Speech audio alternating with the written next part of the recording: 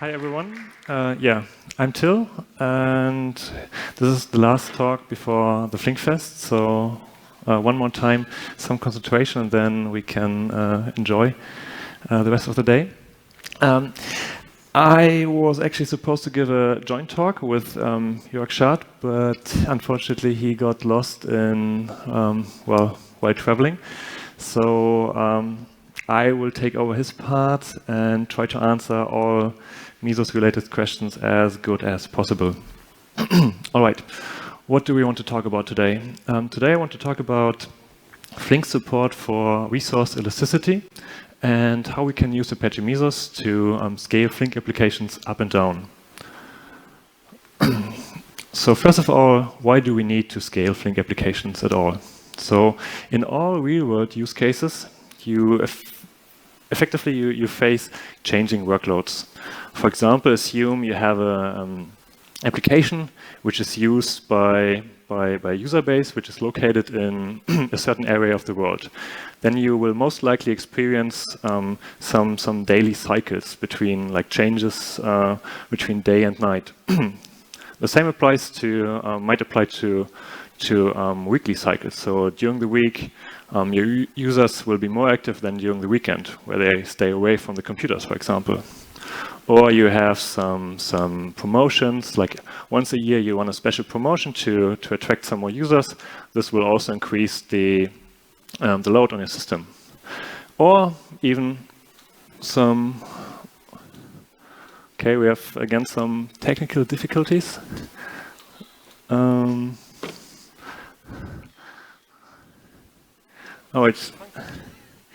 So we had also before some problems with the connector, and apparently they're still not completely resolved.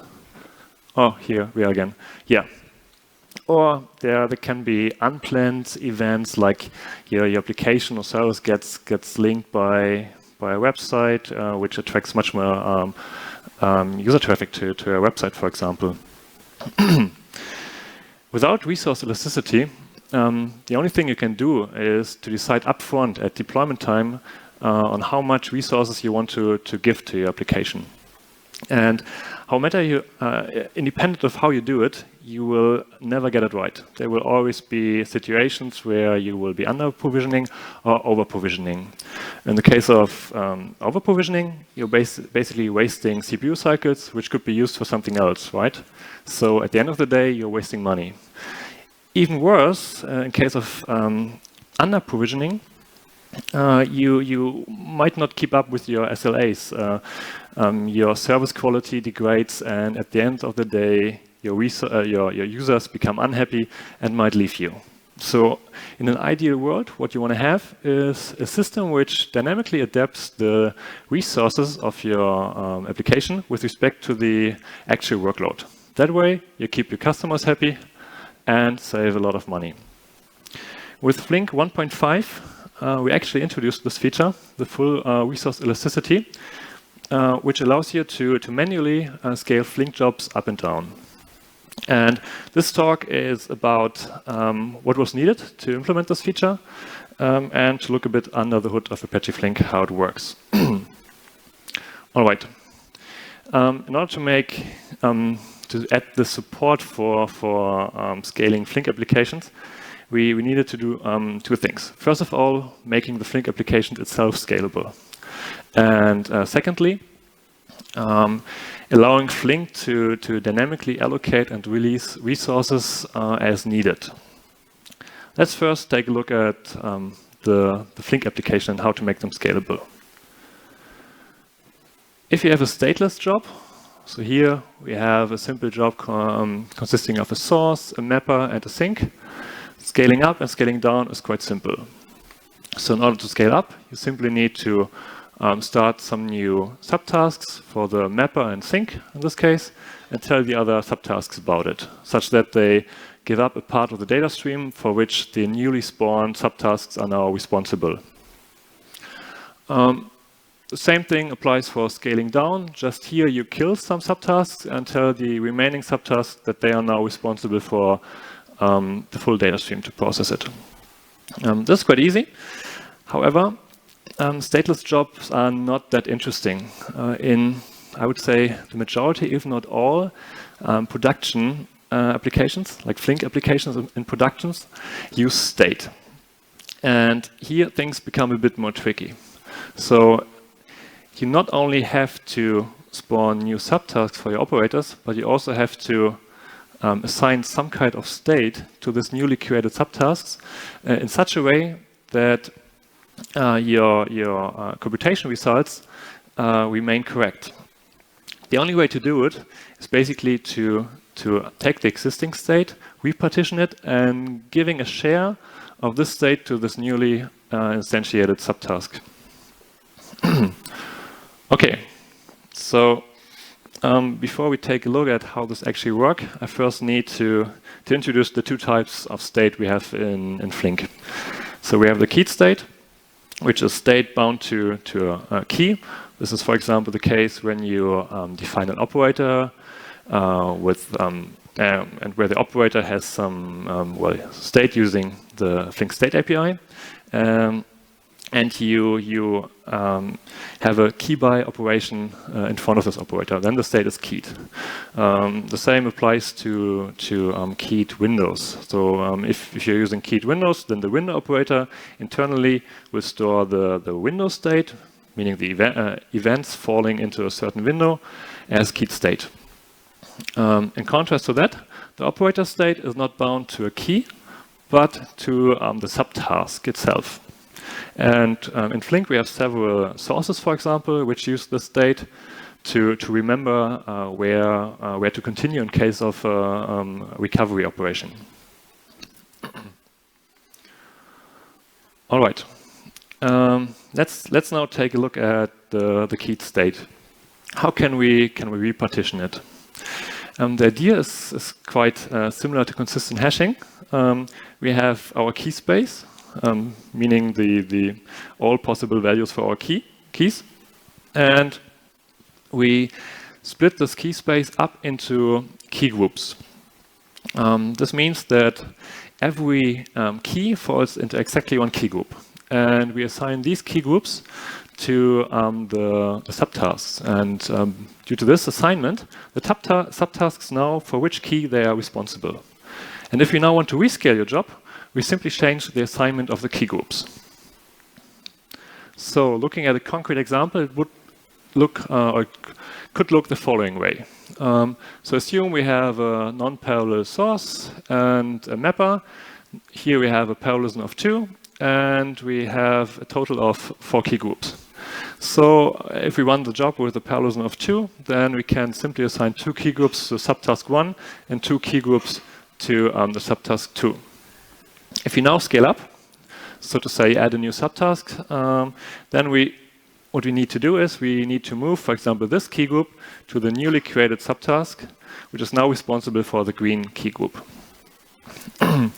The attentive listener will have noticed that this is only possible as long as we have a subtask which has more than one key group left. So if, for example, in this case, both subtasks would only have one key group left, then we could not scale up because the new subtask wouldn't have a key group. We couldn't assign one. So the number of key groups effectively limits the maximum parallelism to what you can scale up to. All right. So much for the repartitioning of keyed state. How do we do it with operator state? So the idea here is that instead of storing the operator state as a blob associated to a subtask or subtask index, we store it with a finer granularity. So we store it as a collection of repartitionable items, where each item contains the information needed to recover and to resume, for example, consuming from a Kafka partition. And by having such a collection of repartitionable items, scaling up and scaling down simply means splitting the collection into multiple collections or merging collections into one, and assign the set of repartitionable items to a subtask. So I've mentioned the Kafka Sauce. Let's take a look how it looks there. So the Kafka Sauce reads from a Kafka topic, and a subtask can be responsible for multiple partitions. In order to remember where the Kafka Sauce is, one needs to store the partition ID with the current offset. And instead of storing this as a blob, basically, we store every partition ID offset pair as a single item, which can be freely distributed to among the subtask in case of a rescaling event. And that basically makes the operator state rescalable. All right. As far as that, everything is already implemented in Flink and works. Now let's talk about an extension the Flink community is currently looking into, and what will hopefully be released very soon. So at the moment, the scaling of a Flink job needs to be triggered manually. But the idea is to enable a Flink job to decide on its own when it's time to scale up or scale down. Here, we want to achieve this by introducing a rescaling policy, which can be assigned to an operator and basically has and signals the system, look, my operator wants to get scaled up or down. Depending on the implementation of this rescaling policy, it could react upon several signals. So for example, it could monitor the latency or the throughput at this operator to say, well, I'm not keeping up with the incoming events, so I would like to have some more computational power. Or you look at the CPU or memory utilization, or react to signals coming from external systems, like, for example, the segment count of the Pavega source. And by that, the Flink job itself would decide when it's time to scale up and scale down. All right. So much for the first part of the talk. Now let's take a look at the resource elasticity. So now you have seen that you can increase the parallelism of a Flink application, and this effectively means that Flink needs more slots to execute this job. And if you have used all your slots and want to scale still want to scale up, this means that Flink needs to start new task managers to get more slots to deploy the task and effectively execute the job. And here's where the different cluster managers come into play, like Yarn, for example, Mesos. Kubernetes is also a candidate for that, which gives you the functionality to dynamically start new task managers. And Mesos is one of them. So it supports dynamic resource allocation, as well as that you can share the existing resources among multiple applications. It has a nice feature of a two-level scheduling, where your Mesos framework is actually gets resources offered, which it can accept or not, depending on whether it is needed or not. It is fault-tolerant, battle-tested, runs up to 10,000 nodes and more, and has been created at the UC Berkeley. And yeah, one thing to mention is that it runs in more than 100 web-scale companies, which shows that it's somewhat, well, it gets the job done. Mesos offers all the functionality you would like to have in order to build a distributed, fault-tolerant, and scalable application. And we've seen way back in September 2016, I think, before September 2016, that people were already using or were running Flink on top of Mesos by building themselves the integration. So that's why we decided that Flink needs a proper Mesos integration. Okay. But let's get back to the changes we needed to make in Flink in order to add resource elasticity. And we did this with reworking Flink's distributed architecture.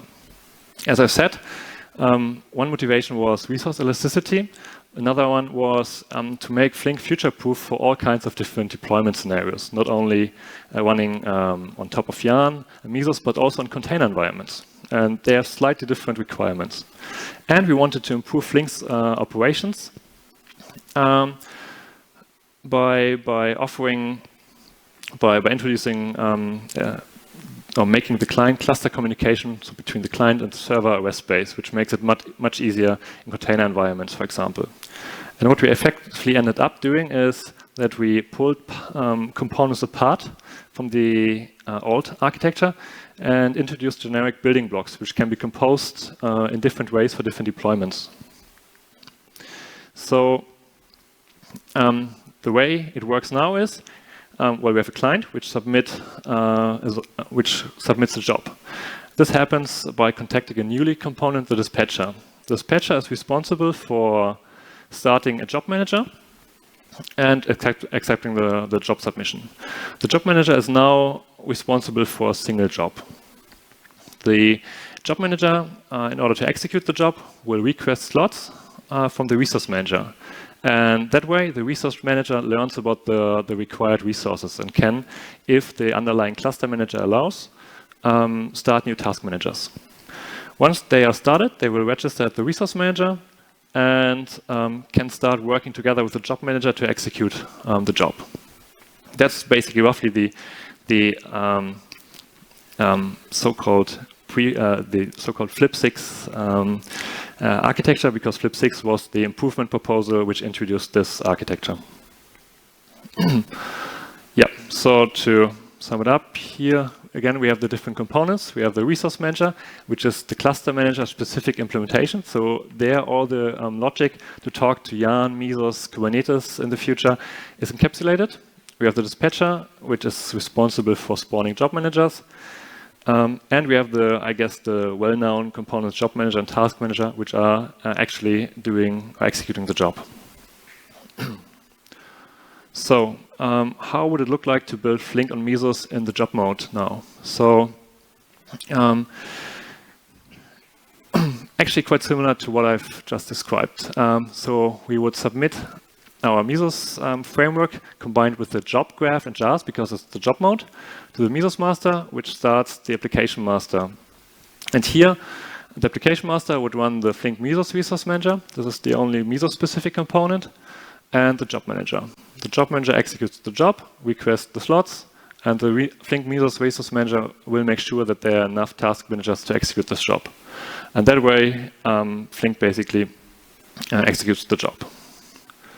All right, this leads me to the short demo I want to show.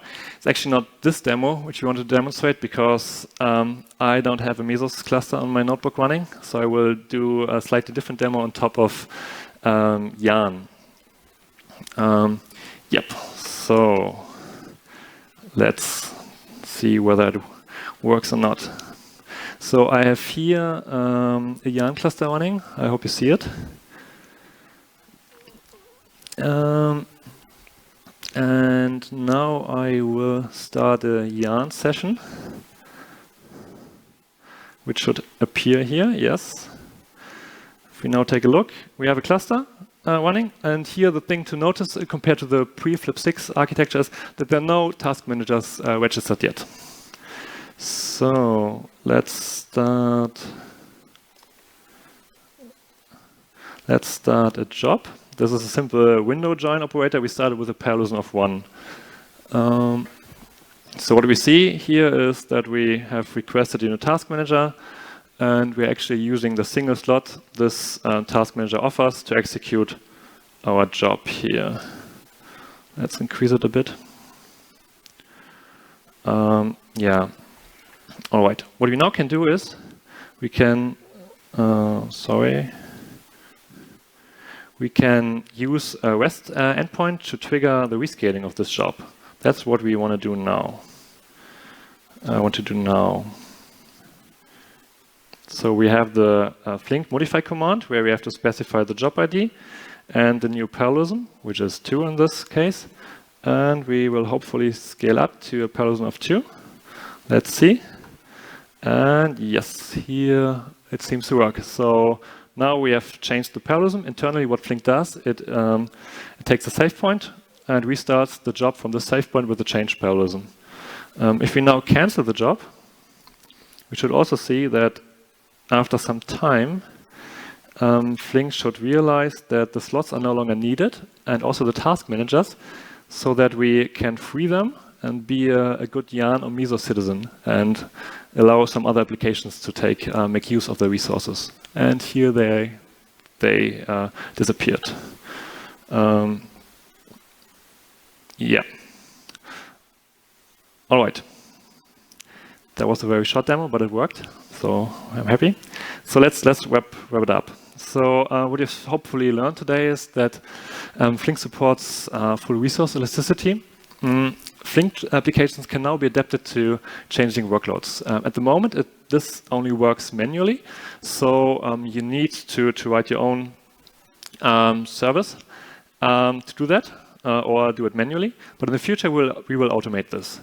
And last but not least, this is something you have to simply believe me, because I didn't show it, that it also works on Mesos. All right. Thanks a lot for your attention. If you have any questions, then it's now the time. Oh. Yeah. Hi, what about Kubernetes? About what? Kubernetes and how it's working. At the moment, we don't have what we call active integration with Kubernetes. So what we've seen in Yarn and Mesos is like active mode. So Flink can talk to the underlying cluster manager to allocate and release resources. I have a development branch where I prototype this for Kubernetes, where it's also working. So I'm optimistic that this will be added soonish.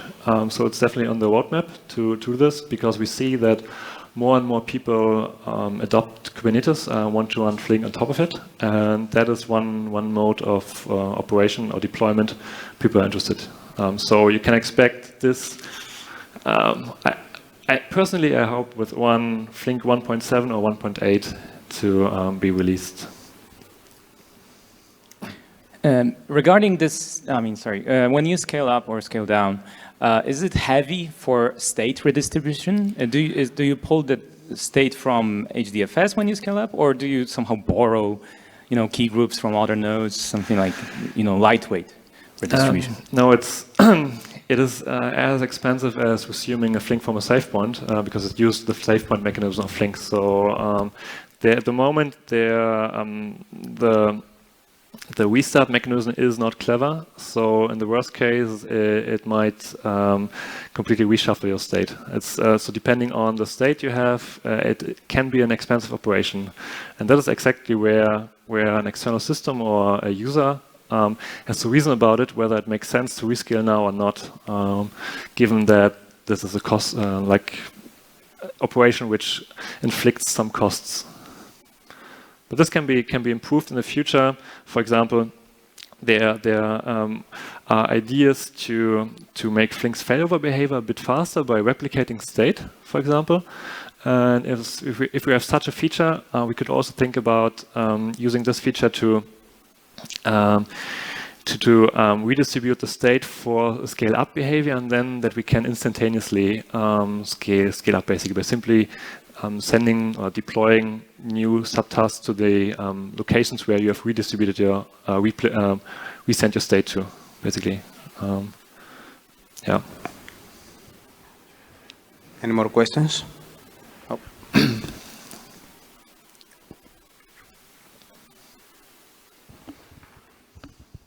Yeah, thanks for the nice talk.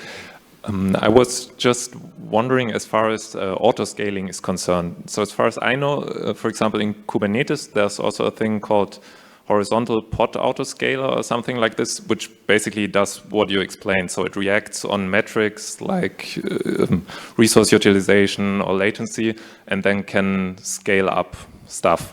So could it also be an option to basically let the cluster manager decide how your task managers should be scaled and then just react according to that? Good question. That's actually part of a talk of tomorrow. the one Flink as a library. You're completely right. In container setups, different operational modes are conceivable. We have what we have at the moment, what we call the active mode, but there could also be a different mode, a reactive mode. So that the cluster manager, external system, is in charge of simply starting Flink processes, like for example, adding a new task manager. The idea is in the reactive mode that Flink will react to that by simply scaling the job up to the currently available set of slots. That way, we basically move the responsibility for rescaling to the external system and make Flink, quite simple, and it simply takes what it gets, if you wish. This is actually something which is on the roadmap for 1.7. Any more questions? Then let's thank the speaker once again.